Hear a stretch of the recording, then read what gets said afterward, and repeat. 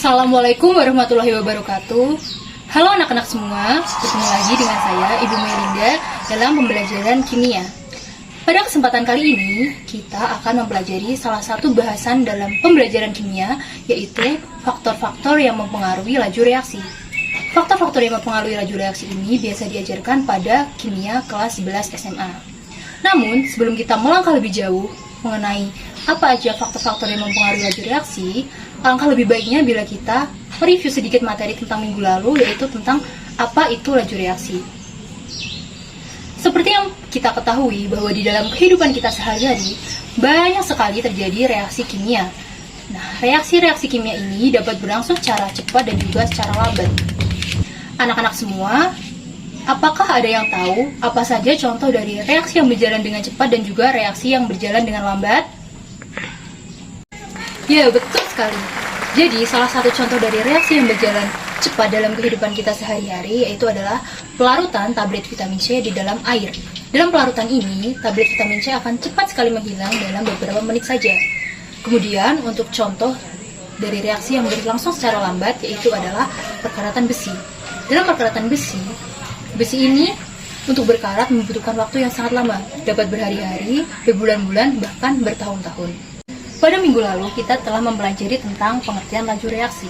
Pada kali ini, kita akan mereview sedikit apa itu laju reaksi.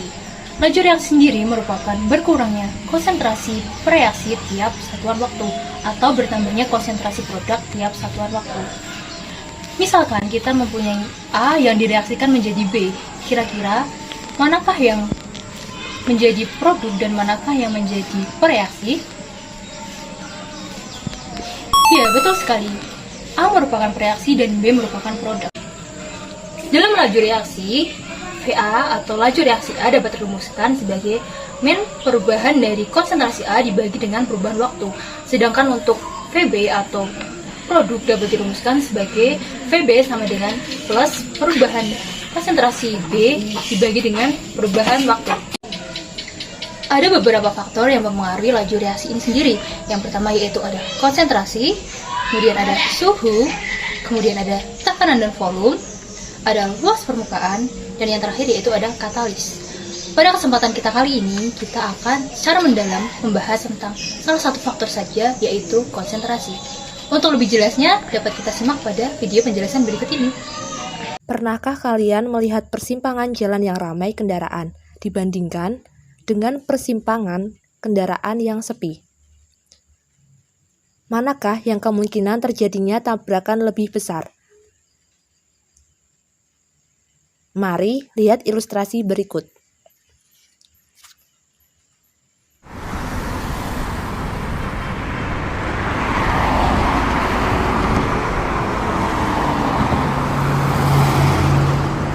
Manakah yang memiliki kemungkinan tabrakan lebih besar dari ilustrasi yang telah ditayangkan?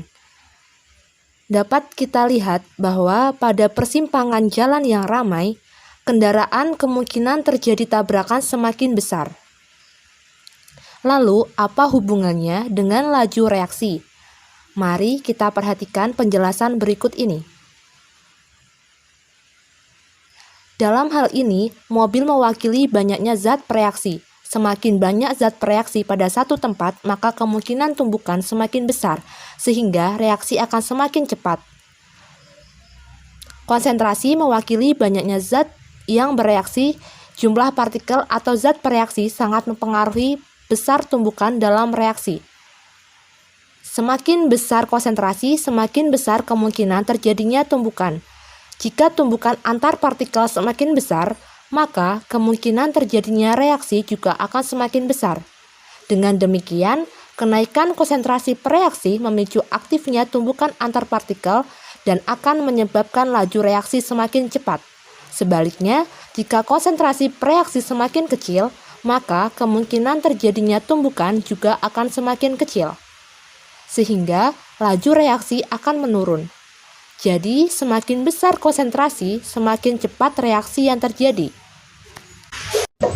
Untuk contoh selanjutnya, untuk kita lebih memahami lagi tentang pengaruh konsentrasi terhadap laju reaksi, kita dapat melihat pada contoh eksperimen berikut ini. Misalkan di sini kita memunjang A berkonsentrasi 1, kemudian AB1, kemudian BC1 dan C1. Mari kita lihat apa yang terjadi.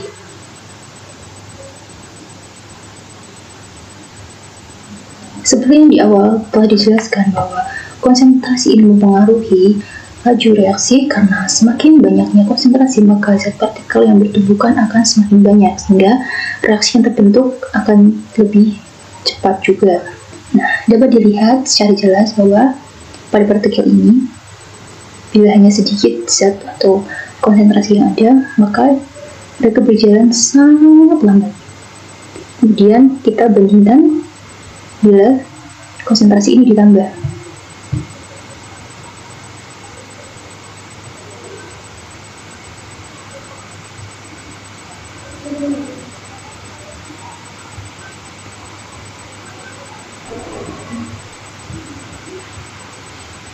Nah, terlihat bahwa bila konsentrasi ini ditambahkan, maka tumbukan yang terjadi pun juga akan semakin sering, sehingga lajunya itu juga akan semakin cepat. Lebih lagi, bila ditambah lebih banyak lagi, sampai hampir memenuhi partikel zat ini, nah, maka lajunya juga akan semakin cepat.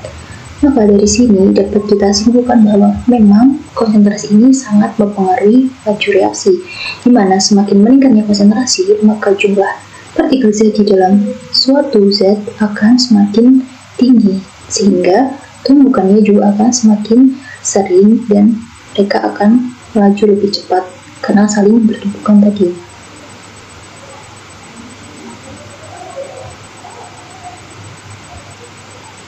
Sudah jelaskan tentang apa saja faktor-faktor yang mempengaruhi laju reaksi? Dapat disimpulkan dari video penjelasan tadi bahwa faktor yang mempengaruhi laju reaksi salah satunya yaitu konsentrasi. Konsentrasi ini mempengaruhi laju reaksi, di mana ketika semakin tinggi konsentrasi atau semakin besar konsentrasi, maka laju reaksi yang terjadi akan semakin cepat. Begitu juga sebaliknya, bila konsentrasi ini rendah, maka laju reaksinya juga akan berjalan dengan lambat. Nah, cukup sekian dulu pembelajaran kita pada kali ini. Sampai jumpa di lain kesempatan. Jangan lupa belajar dan tetap semangat. Salam kimia. Dadah.